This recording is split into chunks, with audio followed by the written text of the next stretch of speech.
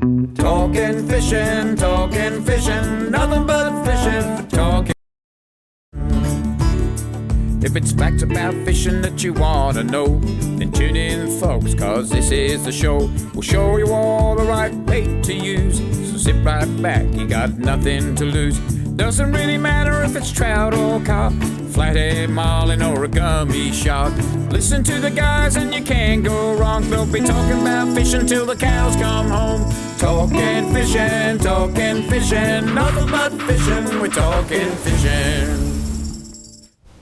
And welcome everyone to Talking Fishing, a big show coming up. As always, great to see people dusting off their fishing gear. Amazing what a bit of spring weather does to the motivation. Tonight, plenty of snapper picks in Catch of the Week, plus the first tag bass has been caught in Blue Rock. Hooray for that. All the details on that later. Some interesting figures on how many fish are netted in Port Phillip Bay coming up, plus much more on tonight's show. A man who hasn't used chopsticks for more than a week now. Welcome, Adam Ring. Thanks, Dave, and I can't say I miss using them at all. I forgot how good it is to use a fork and actually get a mouthful of food rather than try and eat everything in one rice grain at a time. Isn't it funny to go, like, we went a whole week eating with chopsticks and no option, and then you come back and just knife and fork. Yeah, and shovel it. I miss them. See, I love them. Nah. I love the chopsticks. So, yeah. You're fake. One of the most technological advanced races in the world, and they still use chopsticks. There you go. and there's reasons for that. And a big welcome to Trelly as always. Trelly, is there a spring in the step of Shepparton folk with this glorious weather we're having? Yeah, you're right, actually, Dave. There is a bit of a spring in the people around Shepparton at the moment. And spring cleaning and gardening. Recommendation: hire someone. Trelly.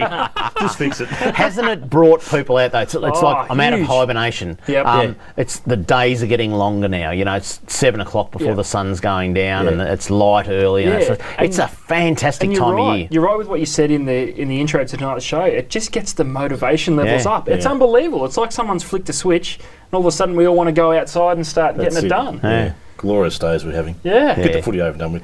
I went out on Saturday out in the Port Phillip Bay out of Patterson Lakes, and what a glorious day it was. The car park was about 3/4 full, but I'm told on Sunday you couldn't get a car park there. It's already started. And what was it fishing like? We had full moon weekend. Full moon, yeah. I went out there with a kilo of prawns and a nice couple of cool drinks. And let me guess, the prawns weren't for bait? No, that's all right. Yeah, we didn't have high expectations, and that's exactly right. Because of the full moon, we didn't have high expectations. We went down the Mornington Peninsula, and it was absolutely glorious out there, and just a bit of fun with the kids.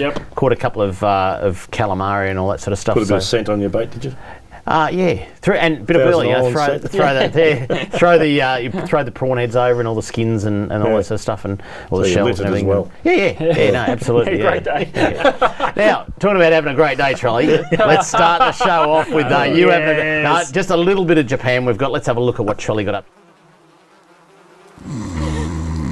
Now, Charlie, that is you. That is not something we've got off Google or search or whatever. That is you on a park bench at a Japanese castle, wasn't it? I know. Yeah. I was paying homage to the 400-year-old castle. I was praying, actually. That park bench was, in fact, there was a sign on the end, any sleeping on park benches in Japan is a $4,000. I never told the people at home that morning. Yeah. I walked out of the hotel and you were there in the foyer, and I said, let's go for a bit of a walk. It was about clothes on. Yeah, you had your clothes on. On his way back. On his way home. It's 6:30 in the morning. We get to the pedestrian crossing. There's no one in the streets. There's about 4 or 5 people in the streets. And the red man was showing, right? And I wouldn't cross on a red man. And you just go, come on, Dave, let's go. And you start walking across. And I looked across, and there was 2 Japanese police officers there who very promptly pulled their batons out. And I thought, you're gone. I thought you were going to jail. I thought the red man was on the inside of my eyelids, actually. But in all fairness, though, they were on money on Charlie being the first one to get arrested. They did let me go, but they let you go, and I won't repeat what they say because I can't speak Japanese. But they'll point the batons at you, and I thought Trelly's gone. He walked against the red man in Japan. But anyway, boys, let's have a look at what's been caught by the people at home. It's time for Catch of the Week.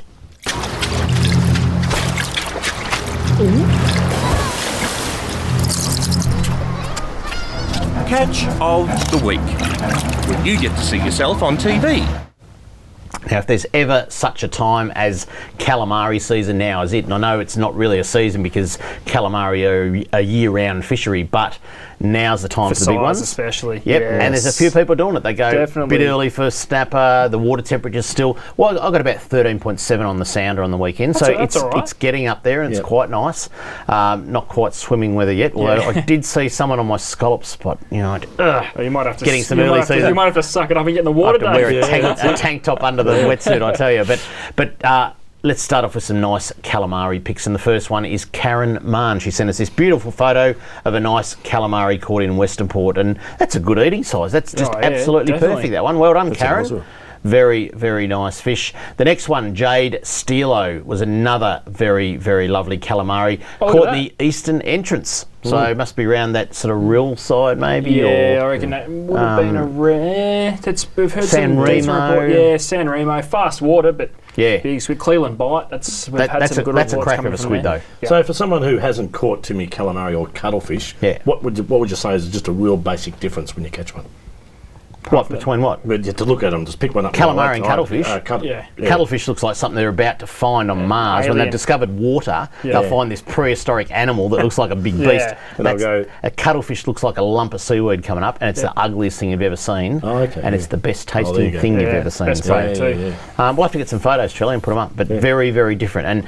And people think a cuttlefish is the white bone that you find on the ocean beach and give to your parrots at home. That's just the backbone of it. So, but it's actually like it's a cephalopod or whatever they call them. A funky creature. They are gnarly as. Good photo one. Great eating. Awesome. Yeah, absolutely. Let's keep going. Another nice calamari came from down at Rye, Lachlan Henstock.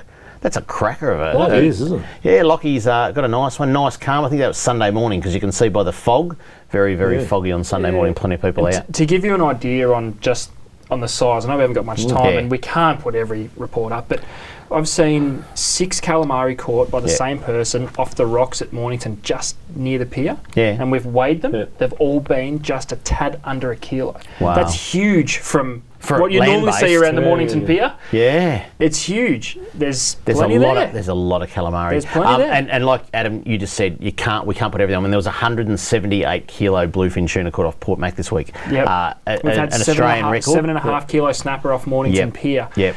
And we just can't fit it in. There's been some fantastic snapper, and I'll tell you what, we'll kick off with this one. Young Mitchell Corchi, I think you say it. This is caught land-based at Newport.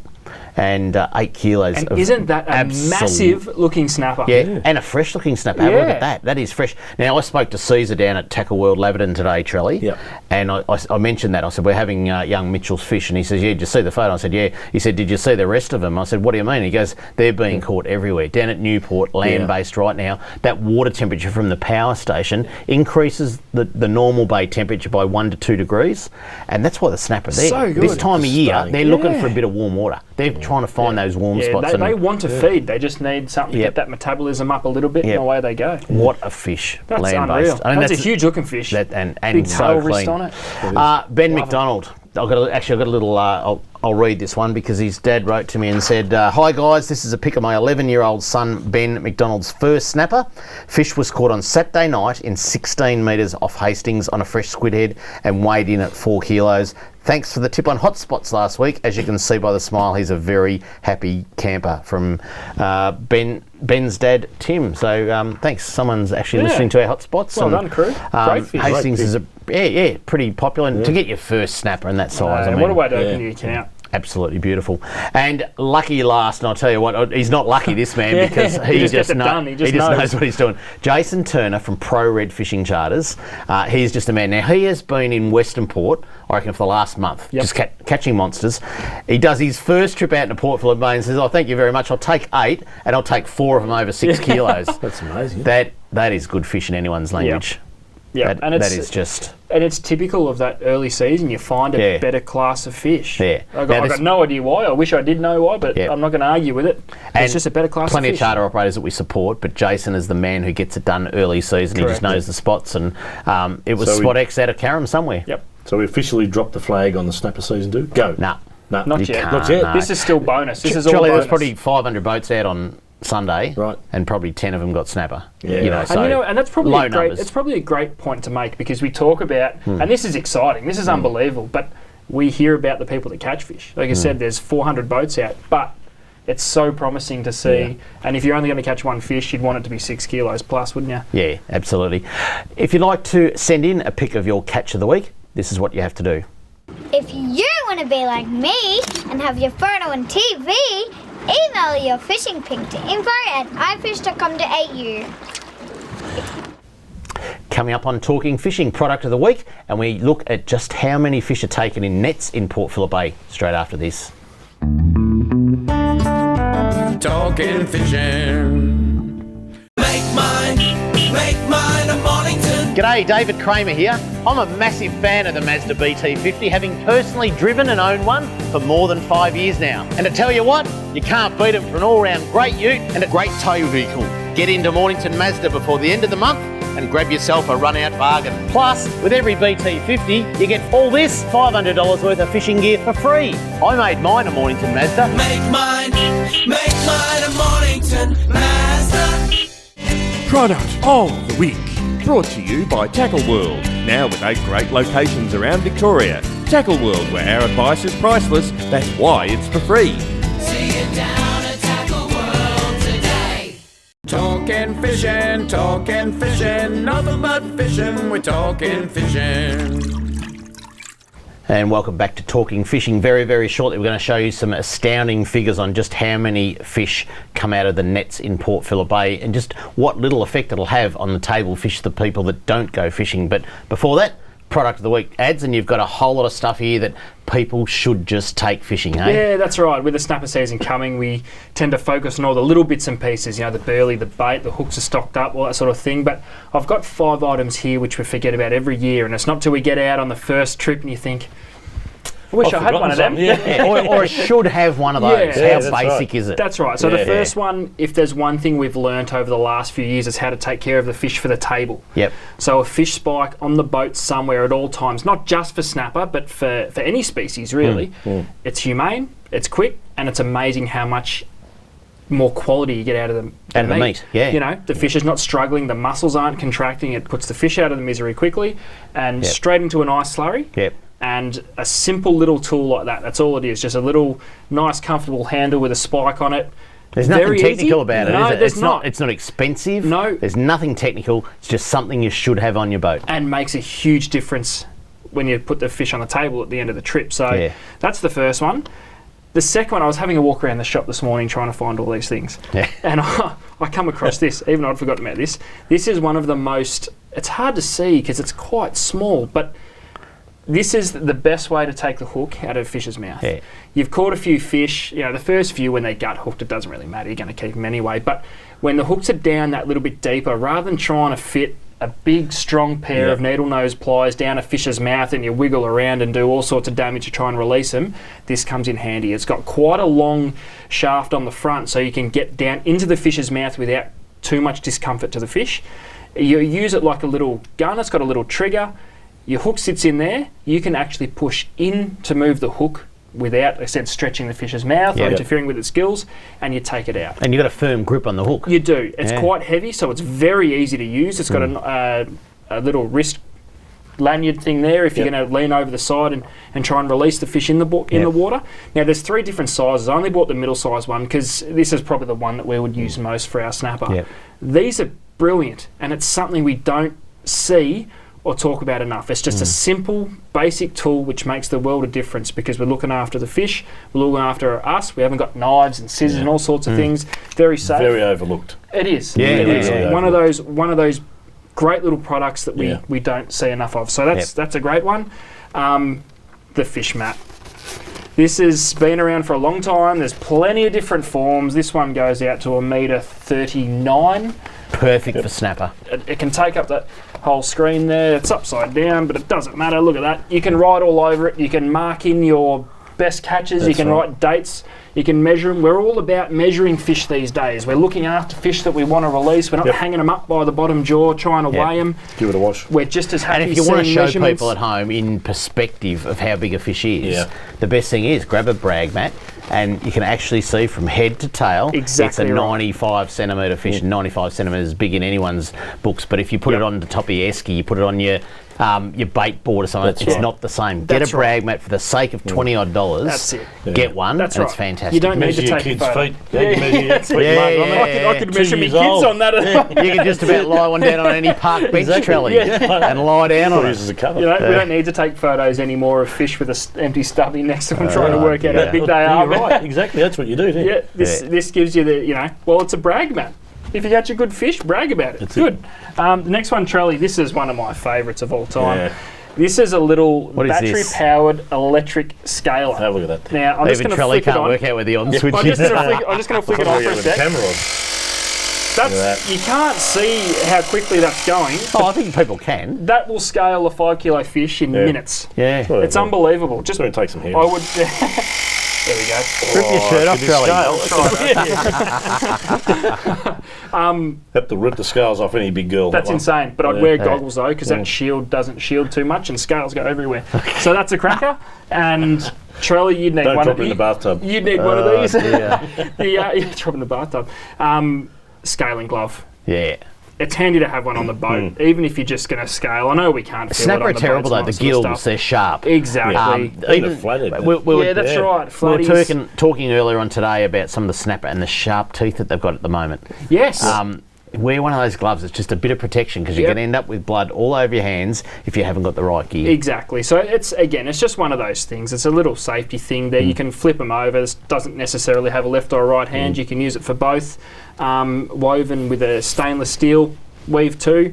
Keep the knife off your hands. Keep all the spikes and things out of there. Again, Washable. it's just a simple thing we forget about for this time of year for handling all species, not just snapper. Yep. So that's product of the week. They're all the things that we always forget about come start of the season and think, I wish I had one of them. I know. You get out there and you say, oh, man, left at home. Yeah, exactly. Put 'em all Five back. very Take it. simple things, boys, I tell Exactly. you. All right, let's move on. Product of the week. Thanks, Ads.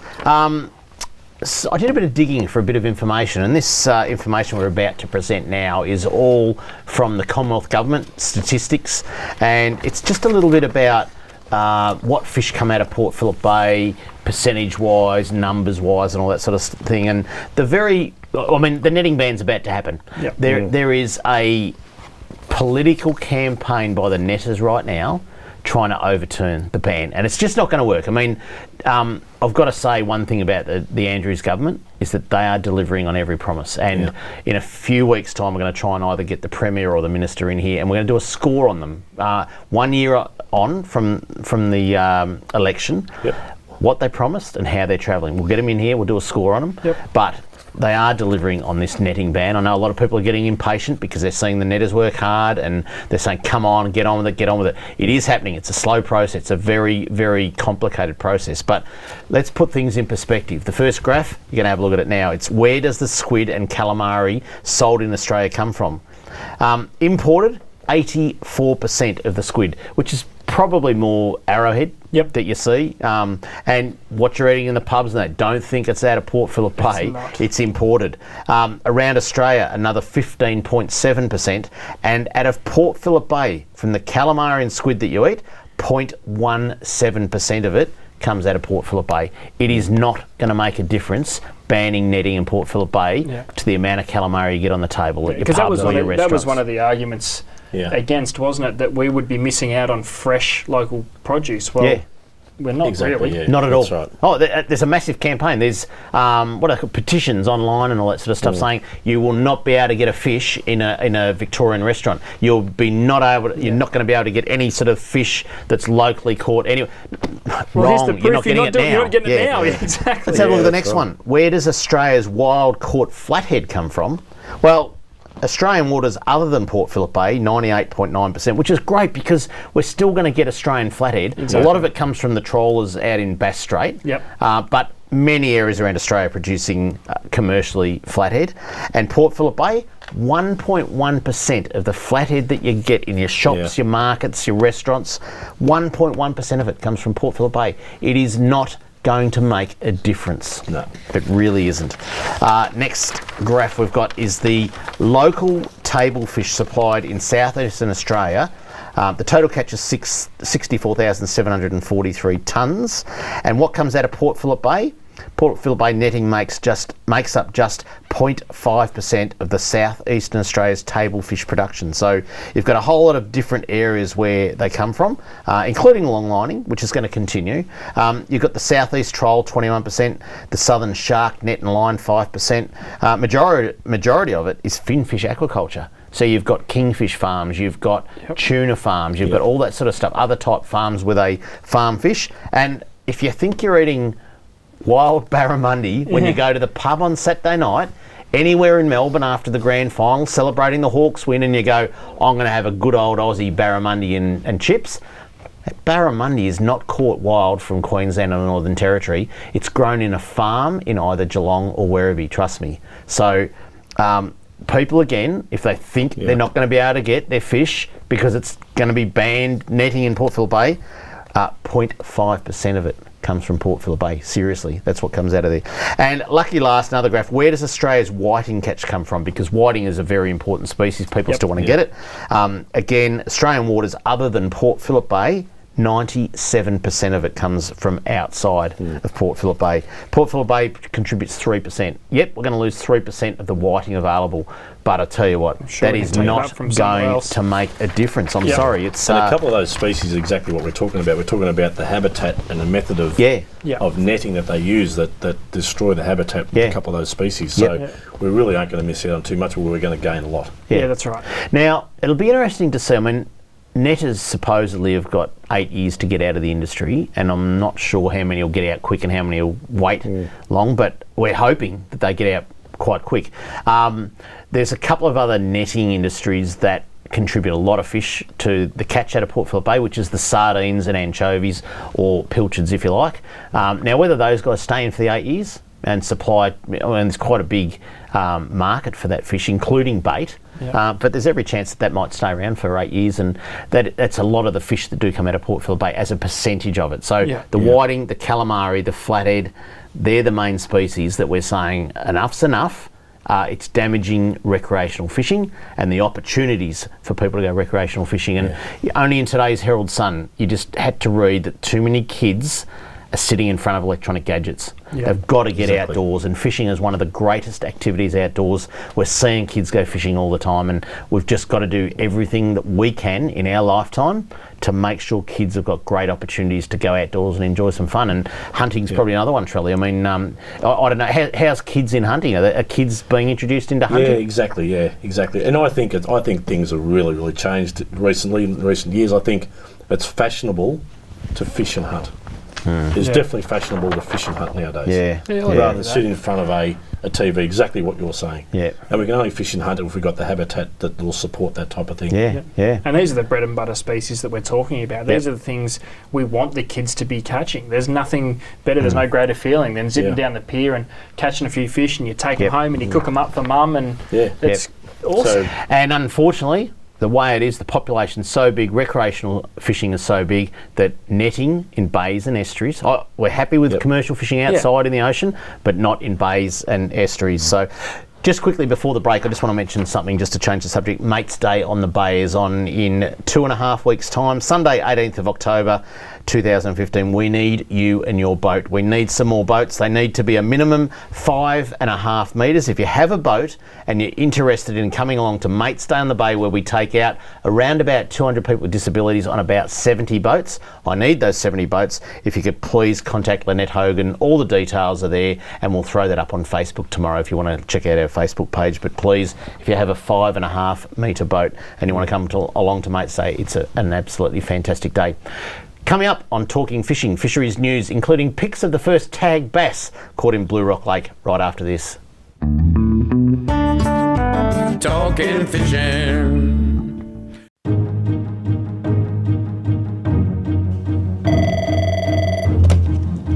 Good morning, spotters. Steph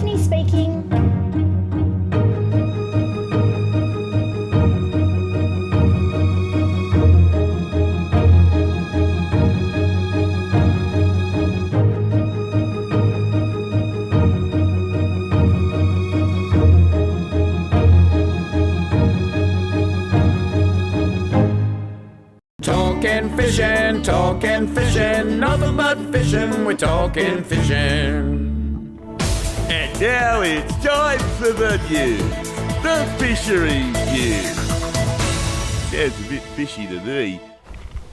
Always feel like a bit of a news reader when it comes to the fisheries news. But anyway, here is the news. All right, let's kick it off with a great news story, boys, because we went down to Blue Rock Lake a few weeks ago, saw the announcement of boat length and horsepower restrictions removed, and part of that process was putting some beautifully tagged bass in with some great prizes to be had. And guess what? The first tagged bass has been caught at Blue Rock Lake. Have a look at the photos there. Absolutely fantastic. Local 16-year-old angler Jack Leeson from Willow Grove has claimed first prize for catching one of 12 tagged bass at Blue Rock Lake. He caught the bass, his biggest yet, from the lake, casting a lure from a 4-metre boat carrying a 20 horsepower outboard. Who would believe that 5 weeks ago that was illegal to do? You know, like right. He's doing no harm. He's caught it. Yeah. Last month, angler access to Blue Rock Lake was improved when boating rules were changed. Vessels of any length are carrying any engine size can now operate on the lake, although a 15-knot speed limit applies.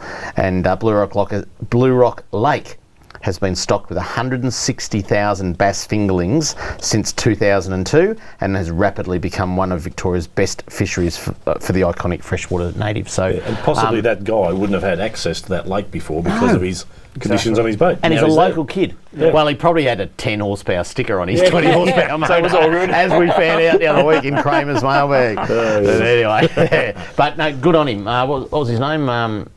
Jack Leeson. Well done, Jack. Well done. Great fish too. Next one.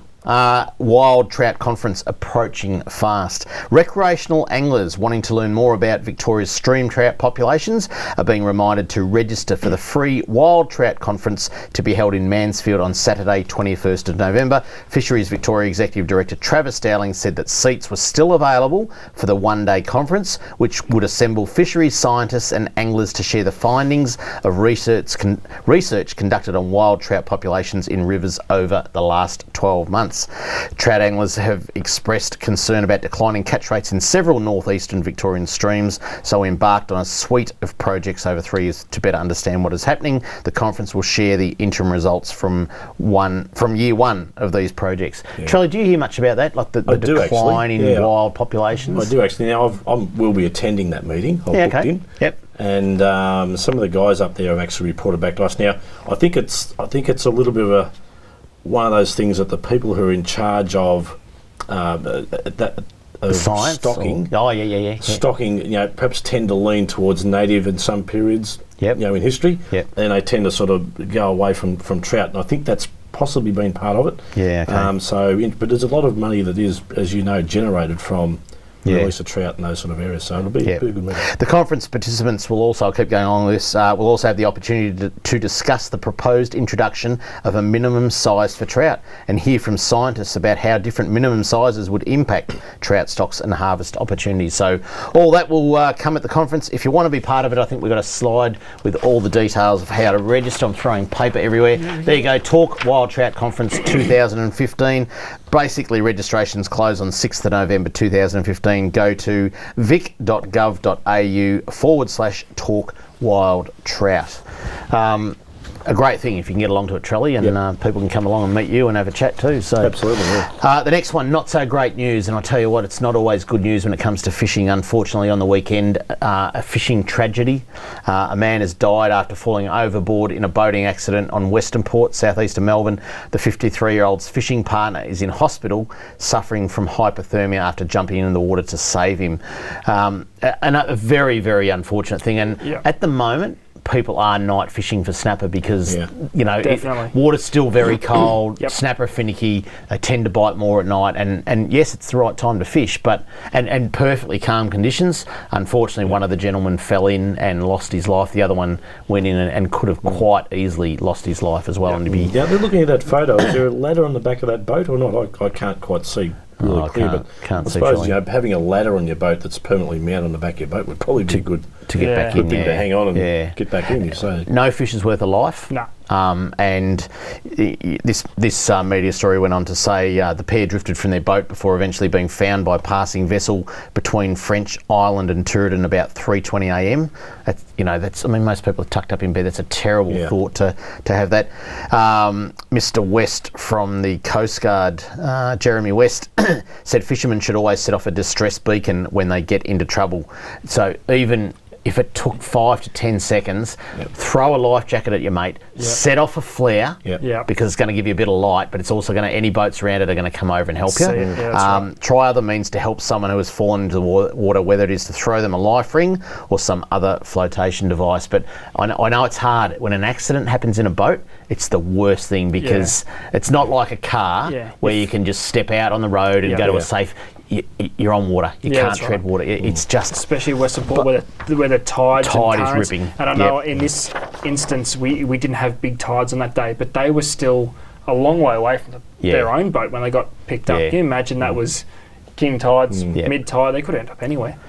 Boys, I just want to share one last thing, and I don't know if you call this news or not, but I was down at Point Nepean on the weekend, and I'd like it if someone at home could tell me, has the marine parks, since they were introduced, it must be 10, 12 years ago now, I think, since the marine parks were introduced into Port Phillip Bay, have the boundaries moved? Because every time I go down to Point Nepean, it looks like there's more and more buoys there. And this is just past Portsea, like not far after Portsea Pier. I come across this buoy and I thought, have they moved the marine park boundaries again? I go over it, it's a dolphin sanctuary. In fact, I'm going to call this segment, it's news to me, a dolphin sanctuary. I mean, the dolphins can't even read. When did a dolphin sanctuary get introduced into Port Phillip Bay, where you can only do 5 knots? Perhaps I can. And does that mean the dolphins got to do 5 knots around us? Because what I can't understand here, right, is there's a dolphin sanctuary off Point Nepean that goes out about 200 metres from the beach. Now, I see dolphins every time I'm down the peninsula. They're around Rye, they're around Sorrento, they're around Blairgowrie. Should we be telling them to go back into their sanctuary? Should we be drawing a dotted line saying you're only allowed in there? We were discussing this before. They love to get in your wake, don't they? They love to play around. They love to play around your boat. I mean, they come to you. That's right, Charlie. And you know what? There's rules around when you spot a dolphin. There's rules around how close you can get to them, what behaviours you've got. I don't get why now there's a dolphin sanctuary that. And where does that pop up in water management? Can someone consultation? I've got the photo. Well, where's the consultation? Who even knew about it? Can someone tell me at home? I'd love to get some mail on it. Kramer@ifish.com.au. How long's it been around? What are the rules? Are you allowed to fish in a dolphin sanctuary? Yeah, it's an interesting question. I've got no idea. I tell you what. What's the size limit on a dolphin? Well, they're all right, steam trolley, but we're not going to go into the recipes right now. Up next, Kramer's mailbag and plenty more coming up on Talking Fishing. Talking fishing. We know what you'd rather be doing. We know what you've really got in mind. We know you'd rather be out fishing. And today's the day you're gonna wet a line. 'Cause every day's a good day. Stop wishing. Every day's a chance to drift away. Drift away. Every day's a good day for fishing. See you down at Tackle World today. Talking fishing, nothing but fishing. We're talking fishing.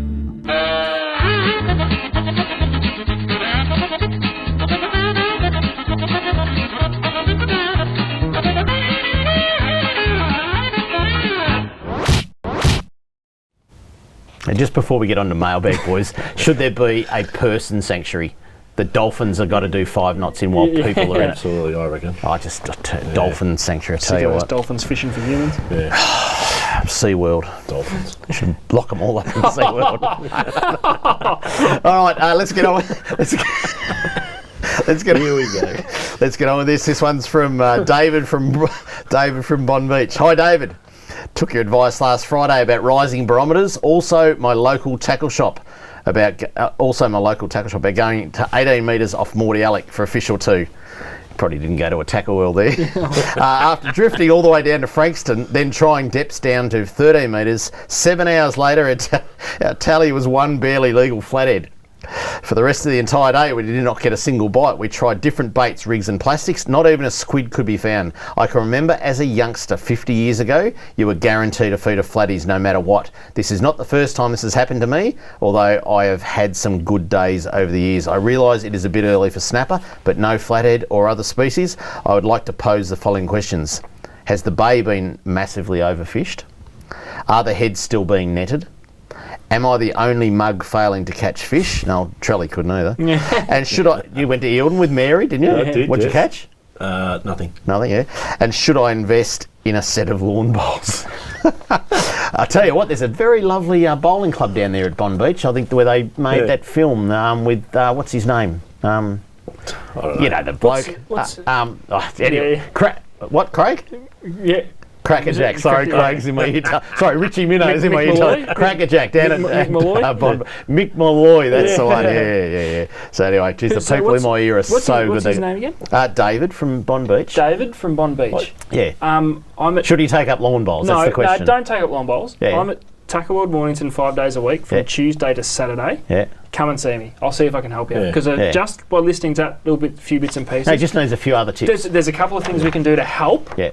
It is early. The other don't thing get is, discouraged. And the flathead thing's been an issue for a long time. Now, we've got Paul Hamer, the fisheries scientist who is the snapper, world's best snapper scientist, coming up the week after the Melbourne Cup. So the Tuesday after the Melbourne Cup, we've got Paul on the couch for the whole hour, but he's not going to just touch on snapper. He's going to talk about whiting and where the whiting fishery is at, but he's also going to talk about the problems with sand flathead in Port Phillip Bay because, yes, they have demised and there's some problems there, but Paul is going to talk about that the week after the Melbourne Cup. David, please be watching. But seriously, David, come down and see Adam at Tackle World Mornington. Right, next one is from Peter. Hello, Dave. Would just like to bring to the show's attention of the disgraceful condition the boat ramp at Point Richards at Port Arlington is in. After every blow, the boat ramp fills up with seaweed and only one of the 4 ramps are able to be used. They usually bring in a front-end loader to clear the weed and pile it up near the ramp. This is a cost that goes on, and on the breakwater wall is built in the wrong spot, and we were wondering if raising it on your show that something might get done to help improvement. Many boaters use this ramp every year, but it is becoming harder to use because of the state of the ramp. Thank you, from Peter. It goes in the ramp pile. Jarla pile. Look, I mean... Yep. We hear the frustrations and we get it. We're going to have Jarla back on the show. Boat ramp. Yep. Terrible what's going on. The next one, Warren Simpson, he writes in and says, David, have noted the various comments on Talking Fishing regarding the establishment of a minimum size for trout in stocked waterways, and I agree, and I must say I agree with the idea. Our fishery is seeking feedback from us fishers. What do they do? Personally, I would be looking at a minimum size of around 27 centimetres within stocked waterways. This roughly equals the single serve restaurant size, which is typically 250 grams. Done his homework here. Size limit to apply to all stocked waterways to an easily recognised mark above the stocking zone. E.g. for my local stocked waterway Blue Rock Dam, one could apply this limit to the dam and Tangel River upstream to the junction for the east and west Tangel River branches. Would look to extend the limit downstream on stocked waterways. Understand the concerns of those who fish the upper reaches of rivers on camping trips and want to feed a fish, but do you get much flesh of a fish under 20 centimetres? We'll leave this area for others to comment on. So, fair enough. Point. And I think there will be a time when they call for some public consultation on it, and it's not quite yet, but I think after that trout conference there'll probably be something put out publicly, and everyone will have their say. And we keep saying it's not going to be an easy thing to solve this. It really isn't. So it would be really interesting to see the outcome. Yeah. All right, next one. This one comes from Shay. Shay writes, "Hi Kramer and the boys. Love your show. Watch it every week, and thank you for all the tips. I met you at the boat show. My question is, why isn't there a minimum legal size for sand crabs? The reason I ask is because 2 weeks ago I went to Barwon Heads River over the bridge. I went for a walk on the bridge about 10:30 at night. Nobody was fishing and the tide was low. So I returned to the caravan park. Later that night, around 12:30, I thought to go back to the bridge and see how the tide was. To my surprise, there were a lot of people from another country with their that's what it says, right? with with their families with heaps of crab nets over the bridge in the water. They all had 20-litre buckets. I looked in their buckets and saw sand crabs of all sizes. They kept all small sizes, smallest as the size of a 50-cent coin. Wow. Didn't throw any back, nor did they check for females. I asked them why they're keeping so many small ones. I got a smart reply back that there is no legal minimum size for sand crabs. Can something be done about this, or else the people from another country will clean all the sand crabs out of the Barwon River? They come around midnight so nobody sees how many crabs they're catching. Good point. It Great really point. is. Is there... I thought there'd be a minimum size on crabs. No, not the sand crabs. There's a bag limit. Yeah. I'm sure there's a bag limit. Yeah. Which is obviously truckloads. Yeah. And again, it's very often this is driven by a budget that fishers have got with the guys going out. So sometimes they don't allow it in their budget to go out and sort of do this type of thing at night time because they'll be paid extra. Yeah. So, but you see that we hear it with pippies, we hear it with crabs right. tonight. We hear that a lot with these type of things. And it really is And we're not trying to be rude. We're not. It's just the point is made, and I think it's 100% right. Yeah. What are you going to do with a crab? What are you going to do with a crab the size of a 10-cent? We've got a fisheries officer on here leading into December. Let's leave that one for him. chicken necks are $2.99. If you'd like to write to me or these blokes, this is what you do. Send your mail to Kramer's Mailbag, PO Box 734, Patterson Lakes, Victoria 3197, or email kramer@ifish.com.au. Now, don't forget you can keep up to date with all the info from tonight on our Facebook page with Catch of the Week, hotspots and much more. Don't forget to like our page, and if you want to see a repeat of the show or want to send a copy to a friend, subscribe to our YouTube channel. If you know someone who you think would like to watch the show, tell them we now stream live on the internet. Yep, right now, streaming live on the internet. No excuses not to watch us. You'll find the correct links to Facebook, YouTube and live streaming on our website, talkingfishing.com.au. And boys, there's no excuse for anyone, even up in Shepparton, Trelly, people watch it. They're watching up in Albury. They're all over the place because you can see it up on the internet. It's just as easy like that. Live. Coming up, this week's hotspots and what's coming up on C31 Fishing. Be back shortly on Talking Fishing. Talking fishing. G'day, Callan here from Paul Worsling's Tackle World Cranbourne. Supercharged batteries have been supplying maintenance-free marine batteries since 2001. The Seamaster Gold range is second to none, delivering superior starting power and reserve capacity. No need to top up with water, truly a fit and forget battery. With up to 2 years replacement warranty, you know you have quality. Your battery is your lifeline. Without it, you're dead in the water because it's bloody hard to push start. I've got a Seamaster battery in my boat. Make yours a Seamaster Gold today. Talking fishing, nothing but fishing, we're talking fishing. Hello, Richie Minnow here. It's now time for this week's Fishing Hotspots on Talking Fishing. Marvellous. And Richie Minnow's just reported in that his best friend Donald the Dolphin says leave the dolphin sanctuaries alone. I know. Donald the Dolphin, I tell you what. Anyway, let's have a look at some of the hotspots for this week because it is going to be a cracker week. I think the grand final is on Saturday. Well, I know the grand final's on Saturday. I think it's going to be about 28 degrees, 30 on Sunday, 32 on Monday is the forecast. So we've got some cracker weather coming up. And the first hotspot is approximately 15 nautical miles to the north of a dolphin sanctuary, and it's called Clifton Springs. And boys, we're talking about Clifton Springs today with some of your staff down at Tackle World Geelong, Trelly, and they said just out where the channels meet or something. The turn. That's it, the turn. That's it. About 13 metres of water, the snapper 10, are doing 10 to 13. I think that the channel itself is your shipping channel, so... Oh, and you're allowed to fish. Yeah, so don't get 13 too close. metres, you're anchoring up on about the 10 metres, casting back into 13 metres just with... Chris was saying some of the best snapper in Corio Bay in a long, long time being caught right now. Great start to the season. So really good start. That's fantastic to see. Let's head over to the eastern seaboard now, and Mount Eliza is the hotspot this week. Get down there, gets deep fast off Mount Eliza, and you need to be sitting in about 15 to 17 metres of water. Yep. They're saying, I was speaking to someone in the shop today that said that go to your marks, there is snapper piled up everywhere. The key is get there right on first light. That's when they're going at the moment, and tide change will help, but you've got to be there on first light. So that's it. And don't be disheartened if you don't. No. It is early. There's plenty of fish there, but they'll be a bit scratchy, but the size is there definitely. The next one is approximately 45 nautical miles and in a different bay to the dolphin sanctuary, Hastings. You reckon I've got It's like to an be in a bonnet? Be in a bonnet about dolphin sanctuaries? Are you making these distances up? There's probably a penguin sanctuary near this one. In Hastings. Hastings is a hot spot. Just look out for if there's any dolphins you see off Hastings, tell them to get back into Port Phillip Bay, into their sanctuary. They shouldn't be in Westerport. They should be in their sanctuary or lock them up in the seawall.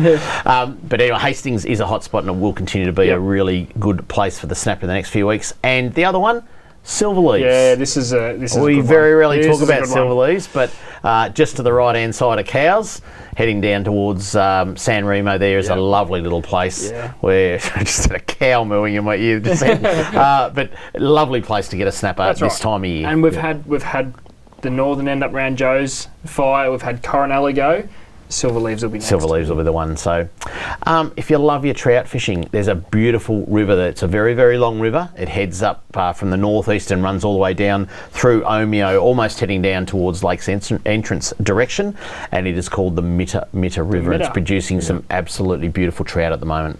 That fish is really good this time of year, and you'll find that comes out of Dartmouth and flows into the top of the Hume River, so it goes for a long, long way. You've got a lot of snowfall, snowmelt, cold water, and the trout love it. It's one of those rivers that is just truly a lovely wild trout stream. Yeah, and it offers great opportunities for like fly fishermen, that's lure right. fishermen, and bait fishermen. So this time of year up there is just, as we've seen the good weather, it's magnificent. That area through there is really, really pretty.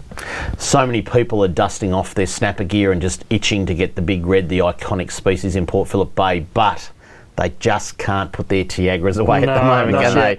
The Portland tuna, the Port Mac, the Apollo Bay, it's still all going, but Portland is definitely the hot spot. And you get down there, the barrel tunas are still going. And with 178 kilo, the biggest caught on rod and reel in Australia, there's some big ones still to come past Portland. Will we see at the 200 kegger, you reckon? It's only a matter of time. It's only a matter of time. The guys that were fishing around that 178, I know Tam was one of them, said he dropped a stonker. That took a lot of line off a Tiagra 80, so fishing 37 kilo outfits. Best thing is fish big now. Like, don't go down there and risk it, because there is some very, very big fish down there. So head down to Portland, some great fishing, boys. Burnt into the TV, isn't it, that spot? No, it won't go away. The map, it's just normally we've stopped talking about Yeah. Portland months ago, but phenomenal. Yeah. I know Sharky was pretty dark, and he does the right thing by his customers always. He's had to come back. Friday's a public holiday. He's had to drive his boat by water, because it's too big for trail, from Portland to Patterson Lakes to do a snapper charter on Friday.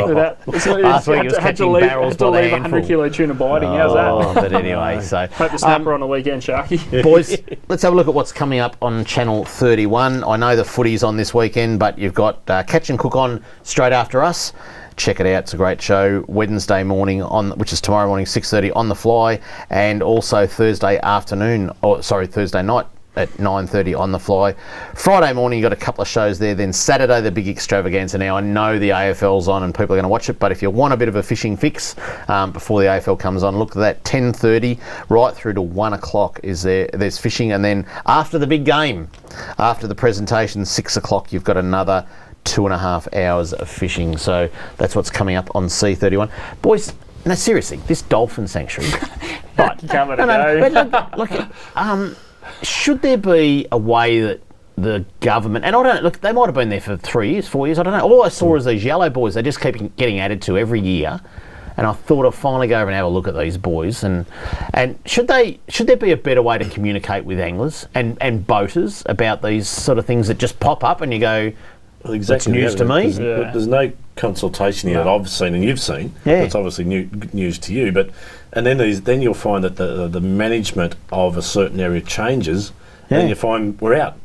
And it's like, well, where does this come from? Where did that come from? The only thing I don't understand about the whole thing is why is it necessary? And please, someone let me know. I'd love to know the real reason why, but why is it necessary? What makes that part of the bay right there and need for us to slow down to 5 knots for dolphins when no matter where you go in any part of the bay, the dolphins are at the back of the boat anyway? And that's exactly right. So why do you have to go 5 knots in that area for dolphins, and yet I see the dolphins more than likely off Blairgowrie and Sereno, and I can do 50 knots right now. Well, not right next to them. How many been hit by boats? Well, if it is an area which, I don't know, they take their pups or whatever you call the little ones in there to muck around and do their thing, then fine, I get it. But we don't know. Like, why that part of the bay? I fish down there a fair bit, ads, and they're not there. They're not always in. They're not. In fact, they're rarely in there. They go wherever they want. Yeah. It's an interesting one. I just love to know why it is like that. Nanny state. Oh. It does. It smells of nanny state. Yeah. Anyway, I just rules. I might put a buoy outside Dave's caravan park side.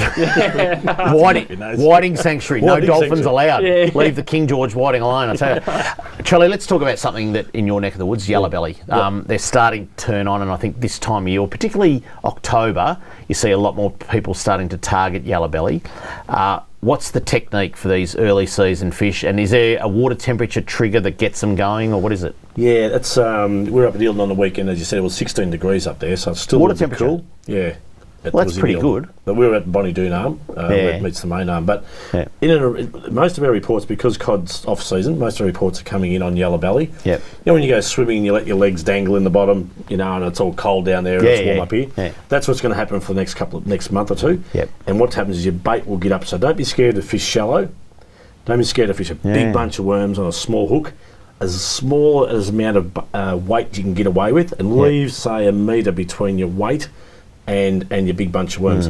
Leave a dip in your line, because yellow belly are pretty finicky. You know, if they feel resistance, they'll drop it. Yep. So leave a dip in your line, point the rod where you and let them pick it up. When you say fish shallow, how shallow? Oh, a metre deep. Yeah, because I was going to say that if you do go swimming like that in Eildon, it gets quite cold rapidly, doesn't it? So I'm talking probably not so much Eildon, but the Goulburn and the Murray and things like that. Yep. Eildon, you could probably fish a little bit deeper. Certainly deeper at Eildon. Yeah. And so is bait the best technique this time of year compared to lures? Yeah, bait is the best, because what you'll find is bait starts to appear this time of year. So they've probably gone through a period where they haven't seen bait over winter. Yep. Now they're starting to see bait appear, so they'll chase that bait, and that bait will certainly work its way up into those warmer waters. Yeah.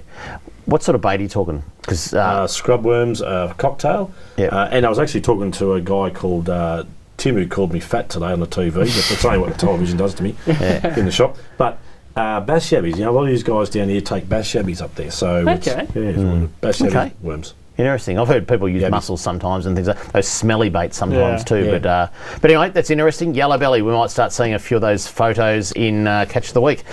That's it for Talking Fishing. For those of you venturing out for a night fish on the snapper, please make safety your #1 priority this weekend. Enjoy this long weekend. Go the Hawks. Until next Tuesday, stay safe on the water and enjoy your fishing. Talking fishing, nothing but fishing, we're talking fishing. We got all you need, just take a look. Watch those fish jump on your hook.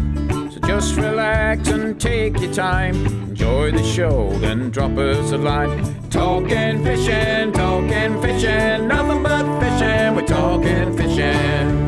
Talking fishing, nothing but fishing, we're talking fishing. Talking fishing. Have a good weekend, Mr. Walker. You too, son.